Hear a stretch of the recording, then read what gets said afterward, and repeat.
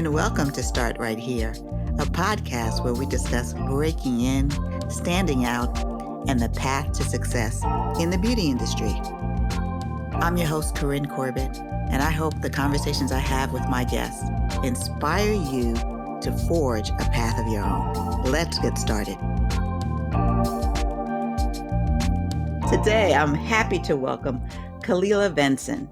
She's an entrepreneurial digital strategist elevating customer loyalty, satisfaction, and revenue growth. Her areas of expertise include online retail strategy, digital operations, and product management. Welcome, Kelila. Thank you for having me, Corinne. It's so great to be here, and I'm super humbled just to be speaking with you. Can you give us your 30-second bio and highlight some of the companies and brands you've worked with? So my real realm of expertise really is digital apart from beauty. And within digital, I really have focused on e-commerce or also interchangeably online retail with a focus on customer acquisition and growing revenue for specific revenue channels, which are related to online retail, but acquiring new consumers online, depending on what the company's strategy or category is. And I've been doing this, surprisingly enough, for close to 10 years, which is pretty amazing when I think about it from where I started and thinking about my career. I worked primarily in beauty across verticals. I've worked a little bit for hair care. I worked a little bit in skin, actually a lot in skin. So I've worked for Creme de la Mer, I've worked for Erno Laszlo, I've worked for Declio and Carita, so smaller independent brands, what I like to call hyper luxury brands that are just ridiculously expensive for no reason, but of course with a reason. And I've also got to work in color. So I worked a bit at Makeup Forever with LVMH, which was really interesting because their team is fabulous and just wildly creative and understand artistry and make products for artists. And then I got to work on the agency side for some personal care and beauty brands. So I worked for Publicis Group for one of their digital agencies called Publicis.Sapient for Revlon, and really looking at e-commerce strategy at scale, which was amazing for me because I had never done a project so large and so encompassing when it comes to online retail. And I also got to do a little bit of work with Dove on their Project Show Us campaign. Let's start from the beginning. Was the beauty industry a destination or a detour for you? When I first started, beauty was definitely a destination. From a very young age, I was sort of always very perplexed by the world of beauty, and I actually wanted to be a cosmetic scientist or cosmetic chemist because, at the time I had a relaxer. I don't have one anymore. I'm not judging anyone who does. But I had a relaxer and I was like, a relaxer or a perm is an acid-base reaction, or that's what's happening. And sort of, I just wanted to understand just from a chemical point of view or composition point of view, why products did the things they did. I also do my hair a lot. So, using different products, it just always intrigued me. And so I thought I was going to be a chemist. I literally was going to meetings with the Society of Cosmetic Chemists when I was like 15 or 16 because I had someone start to mentor me. And then I got to college and started majoring in chemistry at Northwestern. And it was really difficult. And I didn't have a social life and I was failing. And my chemistry professor said to me, what if you weren't meant to do this? Because you don't seem to be enjoying this. But what if you weren't meant to major in chemistry, or what if chemistry is not for you? And I don't think he said it to push me out of that subject or like deter me from my dreams. I think he said it to like, just, hey, think about this. Is this something you really want?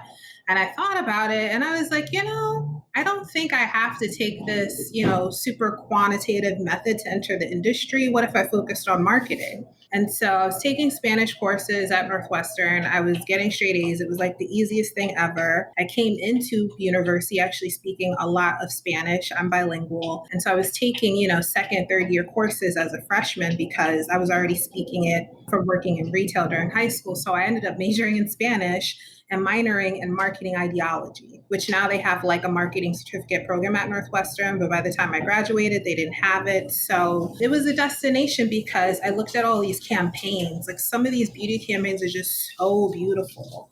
I mean, the products, the storytelling, I fell in love with all of that. Do you remember specific campaigns that just kind of like you were enamored of as a teen that just kept you on that course? Nothing so much as a teenager, because as a teen, I didn't really use, I would say adaption of beauty products and use of beauty products for when I was a teenager versus now is completely different. I didn't even wear makeup in high school and barely in college. And I only wore makeup in college. Even though I love beauty, I only wore makeup when I was going to some sort of event or party. But in my day to day life, I was barefaced, clean faced. Same thing as a teenager. I did not wear makeup. I always did my hair, but I didn't wear makeup. For me, I think looking at a lot of the campaigns from Mac always had these brilliant, loud, fun, robust campaigns. I always love seeing their campaigns, especially Viva Glam. Oh my God, I still love Viva Glam. That's one of my favorite product marketing or brand campaigns ever. It doesn't even matter the category. Most of their campaigns I loved at the time. L'Oreal came out with this collection called L'Oreal Hip. I still to this day wish they brought Hip back. Hip was everything, and Hip stood for high intensity pigments, and that's exactly what they were. So before this idea of really extending product lines to ensure that they had enough intensity for deeper complexions like myself and other women across backgrounds, Hip was out, and Hip was a bit more expensive, but the textures, the colors, it was like they did exactly what they said they were going to do. They were top quality products for the drugstore before we had all these brands trying to enter the drugstore space who were more like mid and higher market brands. And then Hip came and then it went. Well, some products still exist, but for the most part, it came and it went because it was too early for its time. So those are some of the brands and campaigns I remember that sort of got me excited and buzzy. I was in the beauty industry when Hip came out, and I have to agree that they did a really good job with the pigments and with making it fun. It was almost taking MAC and making it affordable in many ways. They did a good job of that, but yeah, I agree that it was before its time. How did you go about getting your first job? Were you able to get internships when you were in college? When I was in college, I had an internship, but it was not specific to the beauty industry. Northwestern had a center for transportation technology. And so my first technical internship during my senior year was with the Center for Technology Transportation. I don't even remember what the acronym is, but it was like the CITT. And my first internship was something about railwood materials and technology, nothing related to what I do now. And I don't even remember why I did it at the time. Probably to get experience.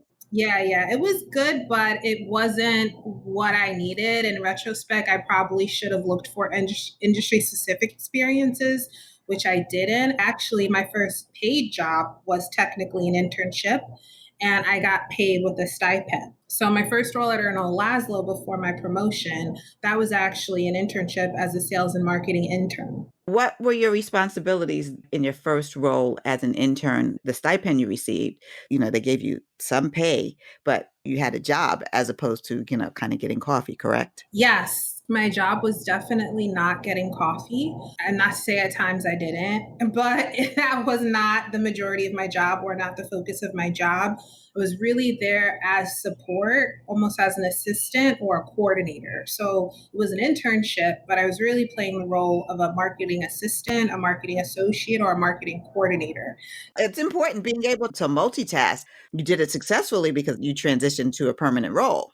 Tell me a little bit about that role. Yes. So my first role was as I guess you would call it an e-commerce assistant to the e-commerce director. At the time, like the most senior role that sort of came onto the team last was the role of e-commerce director. And at the time, she had someone working under her, but it seemed like there was a need for another person. I didn't have much digital experience before joining the team. I think I had done, oh, I forgot. I had a social media internship with Betty Confidential, but all I was doing was like reposting their articles on social platforms. I really wasn't doing anything at all but reposting their article links. I shouldn't say that because that sounds really bad, but that's what I was doing. So I didn't really have much experience. And because she saw me sort of navigate this, office and really just be the person to do whatever that needed to be done, literally our office closet needed to be cleaned. It was a mess and it was just disorganized. And I literally stayed late one night and cleaned the closet. And I think after just seeing me, stand up to the occasion or rise to the occasion, no matter the task was, she had respect for that. And so instead of like starting a traditional search for someone with some type of e-commerce experience, she asked me, "Are you interested in this area, or what do you think about it? Would you like to learn about it?" And I said, "Sure, it sounds interesting. It sounds cool. Why not?" And so I kind of got into e-commerce and digital just by mistake, or because someone gave me the chance.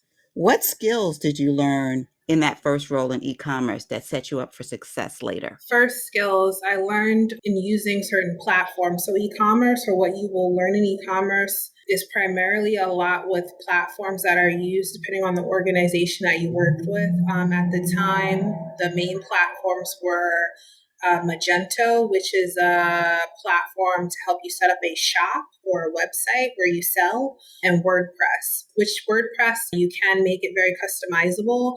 However, at the time we were using it for our blog. And then I also learned about email marketing and email marketing strategy and what that entailed. We were using MailChimp, and then we switched over from MailChimp, which is the platform, to a platform called ListTrack. So yeah, starting to learn sort of about best practices in those fields, how you set up a business on these platforms, how you use them in the best way, what type of information and data these platforms can provide, how do you launch a product on these platforms, how do you launch a campaign on these platforms. You learn the platforms, but then I would say you kind of specialize within e-commerce on customer Mm-hmm. acquisition Yes, and revenue growth.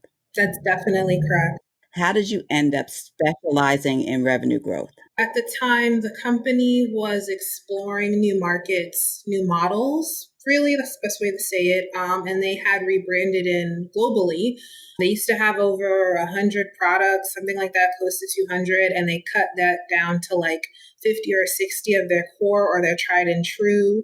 They changed their packaging, they changed product names, and they actually did a pretty good job of this. They had a rebrand where they were really putting together the best parts of the brand, what people knew, but making it a lot more modern. So in this process, it also affected their distribution and sort of their distribution models or sales models. And one of them that they had begun to tinker with and think about was online retail. So not just selling from a brand owned site like the site that they owned, which is ernolaszlo.com, but with retailers who sell products online, what could be the opportunity.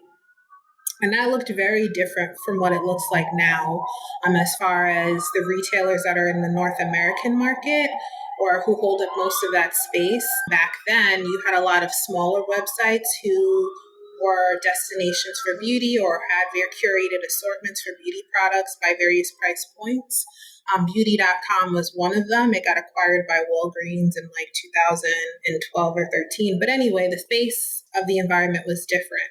And so first, there was a woman who had relationships with buyers and people who worked at these organizations like beauty.com, skinstore.com. There was another company called beautybar.com. It doesn't exist anymore. And so she had come in because she had the relationships. But I think where she wasn't the strongest was actual account management and development. So she had the relationship, but once we opened and got the initial buy, the initial order, it's sort of like nothing happened. And because nothing was happening, she decided to exit. And I was still working with these people, but I was really providing just marketing needs like pictures, images, copy, making sure they had the branded materials. And the CFO asked me, he said, she left the company, but she left it in a really strange way. But anyway, she left the company. He said, "So what do you want to do?" And I said, "What would you like me to do?" And he said, "Well, you could actually take on that role if you feel comfortable."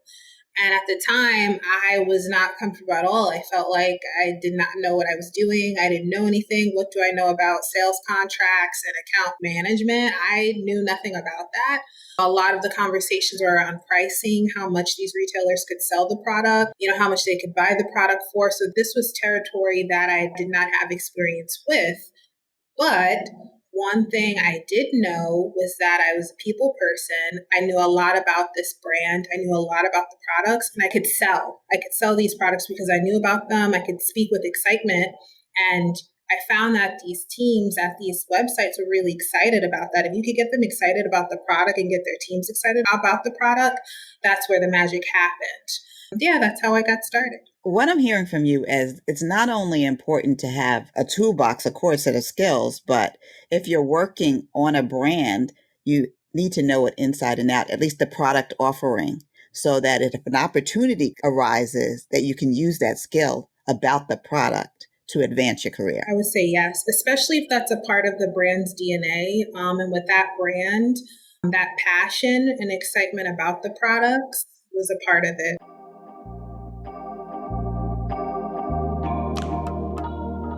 Start Right Here is brought to you by Beauty Biz Camp, where we equip and inspire the next generation of industry leaders. Head over to our website, beautybizcamp.com, for more information and sign up for our mailing list so you can stay in the know about our upcoming programming. Especially because Erno Laszlo has such a storied history. It is a legacy brand. Being familiar with the story, the brand story, and having comfort because you had written the marketing materials or had worked closely with it was a natural transition. But then you, in this new role, were charged with bringing in revenue, which is operational. How did you hone that skill set? Really planning an organization and always asking for feedback and not being afraid of someone saying if I did something right or wrong, because I was learning to do this, in that mindset of I'm learning to do this. I want to make sure I'm doing it correctly. So you're fine to tell me, or being open to constructive feedback. And so I would ask many people on my team who were much more senior than me in role and years of experience, how do you feel about the way I did that? Would you do it that way? How might you approach this?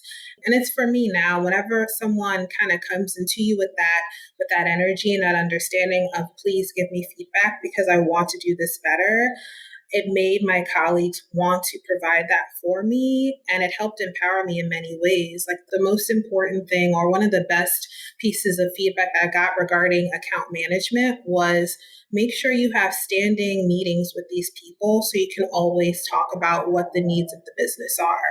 So depending on the account and how much volume and sales we were doing, it could be a weekly meeting or it could be a monthly meeting. And really getting into a groove, relationship building. And what does that mean? Understanding how these organizations worked, because at a lot of these teams, they were working with brands owned by the larger beauty houses like LVMH and Estee Lauder and Coty. And our brand was independent. It was global through distribution partners, but it was much smaller. So sometimes because we didn't do a lot of press, we just didn't get that attention. But because I came into it with this spirit of like, our brand is something unique.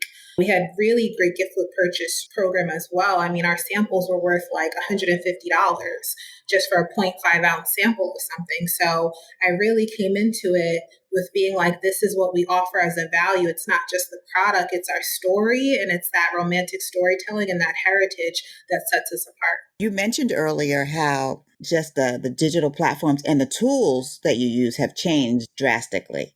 But I like that the relationship building is something you can carry through as you acquire these new skills and stuff. So let's talk a little bit about the importance of paid marketing and affiliate links, and how has that changed digital marketing? It's changed it completely. It's changed it drastically to where there were back then, particularly there were brands who didn't consider it as necessary, brands that didn't consider it as something that they needed to do, as being from a cost point of view, and as far as having the skill set on their team, where people are now, or organizations are now looking for people with that skill set. So understanding how to use Google AdWords, understanding how to use the ad features on Facebook and Instagram and other platforms that have paid ads within them. Like organizations need you to know that before they hire you, to the point that a lot of these platforms as well offer certificate programs so that you can acquire that knowledge and show a future organization that you have that skill. So from not being priority at all, or very few organizations investing money from a marketing and people point of view in that field, to now it's like becoming standard, especially as consumer behavior is driving more online retail commerce versus in store, especially during this time. And especially in this pandemic and post-pandemic, the e-commerce in the beauty industry becomes even more paramount because the retail model and the access to product is changing. What do you think the unsung skill you need to succeed? Unsung, I would say tenacity. I'm a consumer of beauty, but I've worked in beauty. And so sometimes as a consumer, you get caught in this dream world where you have this idea of like what it might be like to work someplace. You know, your head is in the clouds. And some of these places are magical. I'm not saying they're not, because there are very talented individuals just doing really cool, interesting, just really cool stuff. On the flip side, the industry has changed or is modeling go to market strategies from Asia. So now, before you could come out with a few products a year, now you have to come out with a new product every 6 months to every 3 to 6 months to be relevant. So that timetable essentially cuts the amount of time you would normally have to work on strategy. And if you're not accustomed to working on tight deadlines, sometimes with limited resources, especially when you work in digital, it can be frustrating at times. But what's really great is some of the really beautiful work or campaigns that come out, like say you win an award like a Webby or a Glossy from your digital campaign, or say when consumers react positively and well to the campaign and they love it, or someone comments on how beautiful something was shot. You know, it makes your heart swell because you were a part of that. When you're putting together teams and people to work with you, how do you identify top talent? Because I work in digital and e-commerce, I'm looking for someone who is very organized, like extremely organized to the point where I can speak to you and you can literally say exactly what I just told you. Someone who not only thinks about what is needed in the moment, but is also looking towards the future about whatever next steps. Someone who is a collaborator, who can collaborate across teams or groups. Someone who is intrigued by the world of digital, not just beauty, someone who is interested in technology, because when you work in digital, I see it as a focus and interest on innovation. So what's happening on a lot of these platforms? What are they doing? How are they changing? I mean, I remember the year Instagram monetized its platforms and that shook the entire world.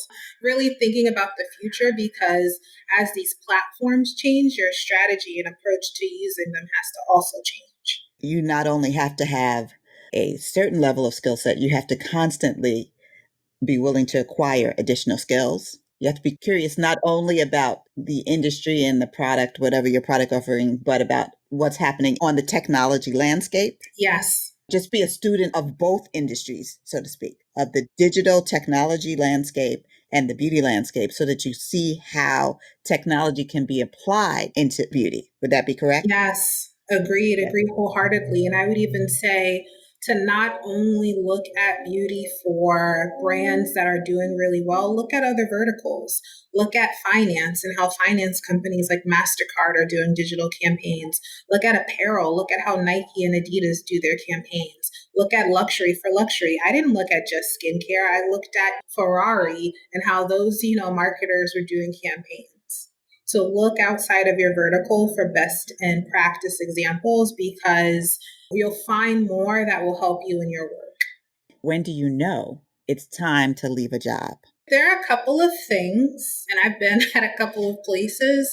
So I think for me, the biggest thing for me was I'm not learning anything. And learning could be different for everyone. For me, a lot of times I felt like I wasn't learning the technology or technical skill that I wanted to learn or that I saw changing. Or I felt like because the company was not within their business, they were not approaching that area or moving towards that area, that I wasn't going to learn that skill.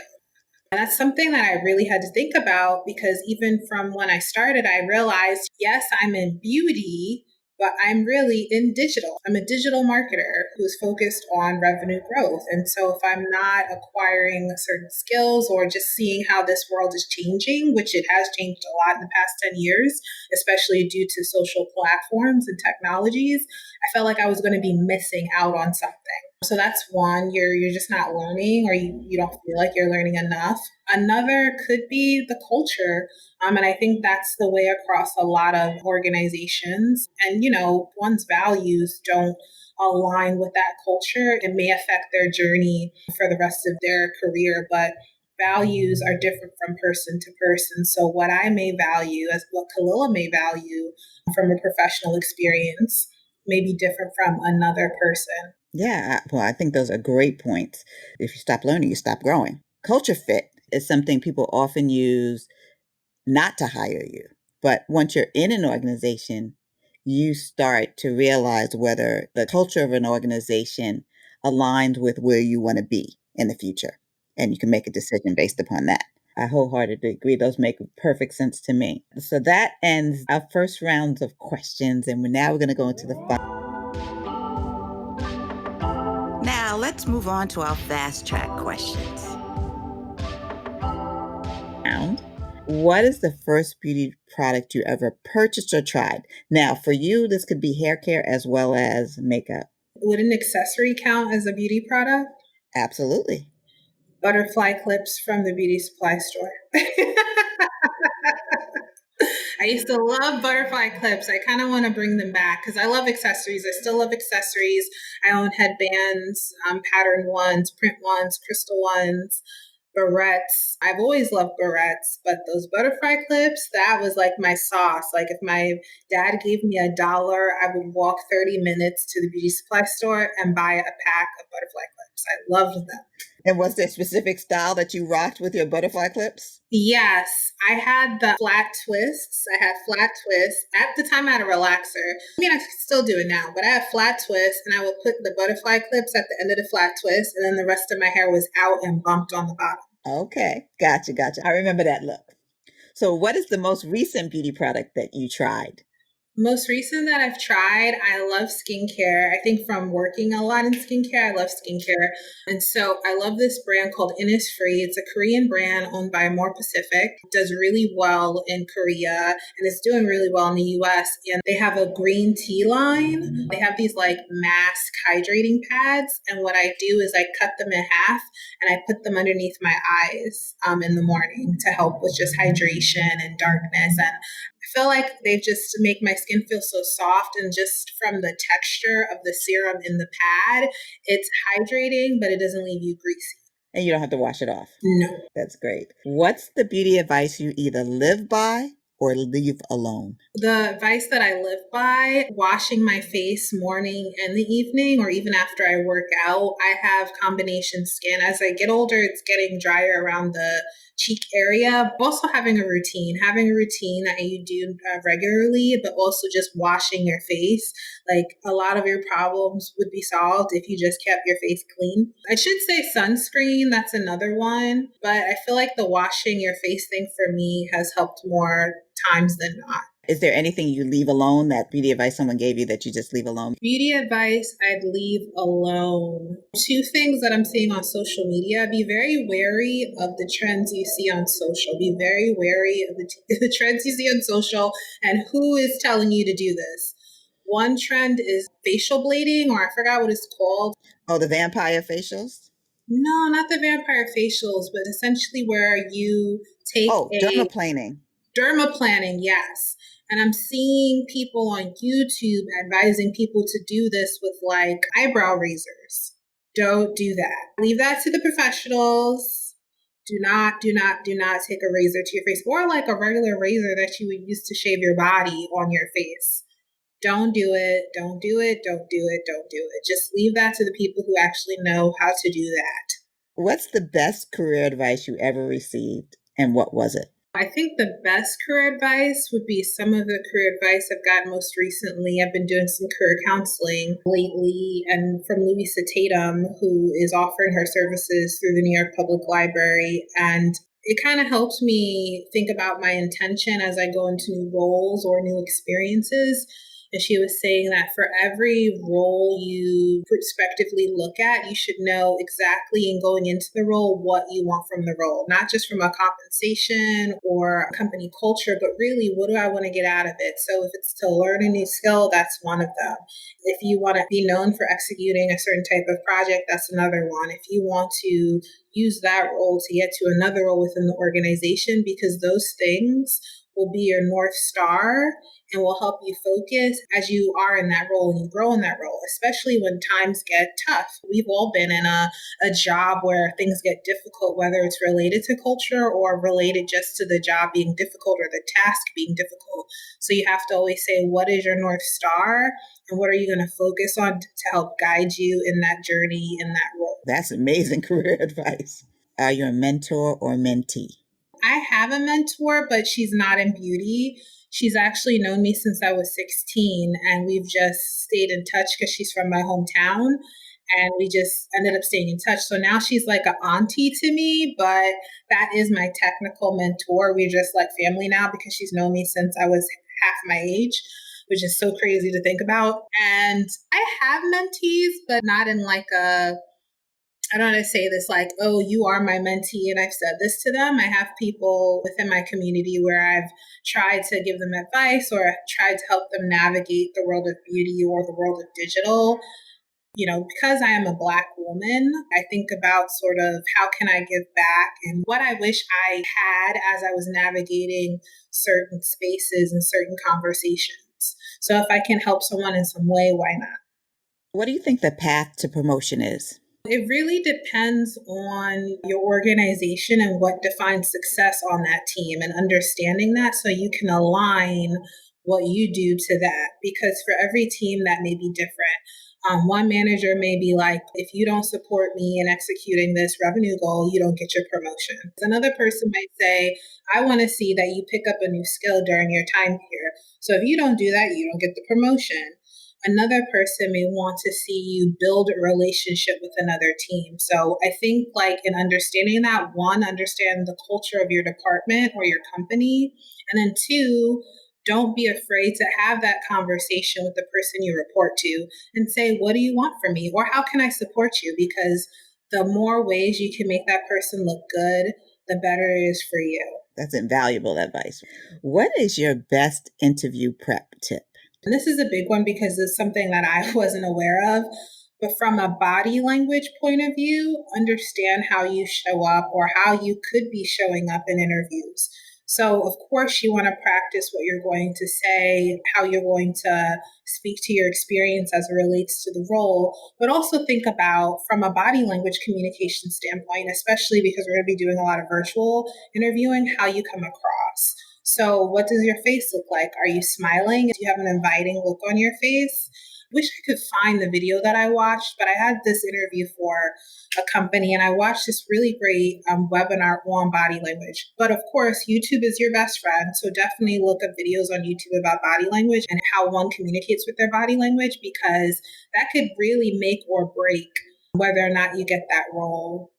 So definitely studying body language and how you come across in virtual interviews, I would say, would be my biggest piece of advice. I think that's great advice, especially now and going forward where there are going to be more remote roles. Virtual interviews were already happening and they were just going to continue to happen now. And just understanding that and getting comfortable on camera is part of that. Because if you're not comfortable, that shows they don't know what they're reading from your discomfort. You don't know what they're reading from that discomfort. Hit it right on the nail. Yes, yes, yes. Last question. What makes a candidate memorable? For me, I feel like, and every hiring manager may have a different approach or what they look for. For me, I'm not looking at just, oh, what their technical skill set is, especially if the role on my team is a bit more tenured. But really, I think about how that person introduces themselves, how they speak to their work. Are they actually passionate about digital? I mean, yeah, beauty is one piece of that, but I want the person who is passionate about digital and like really prepared to bring their best work to the work of digital, because it's not always easy. Let me tell you, working on digital experiences, you're going to have days that are frustrating because it is technology. So having someone who brings a patience, who brings a calm, who brings a grace, someone who can take something that is very technical and explain it to someone in a simple way that will be a part of your work if you work in digital. So someone who has those qualities of patience, grace, composure, when things are helter skelter, that's what I would look for in a candidate. I think that's an amazing, amazing example of what makes somebody memorable, because as a hiring manager, you will get a lot of candidates that have similar skill sets. So there has to be something that sets them apart. And knowing that going in with the intention as a candidate to set yourself apart, the advice you gave is valuable.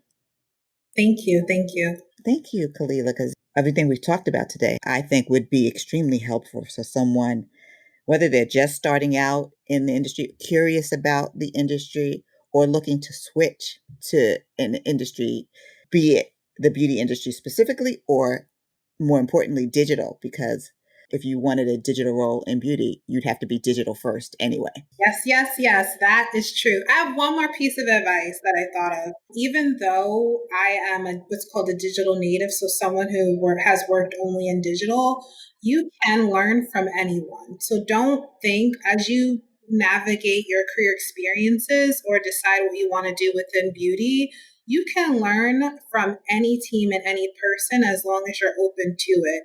So I learned a lot of invaluable lessons on just teamwork from people who were just older than me and who I just saw how they navigated frustrating situations or complex times within the organization just from watching them work. So don't feel like you won't be able to learn from someone just because they don't have a digital background. If they are good at what they do and good in how they communicate, there's something to learn from that person. It's just food for thought because I learned a lot from people who weren't digital at all. That's perfect advice. Thank you again for joining me on this episode of Start Right Here. And I hope that the listeners enjoyed listening to this conversation as much as I enjoyed talking. That's our show for today. Remember that there's more than one way to the top. And the most important step is the first one. So start right here.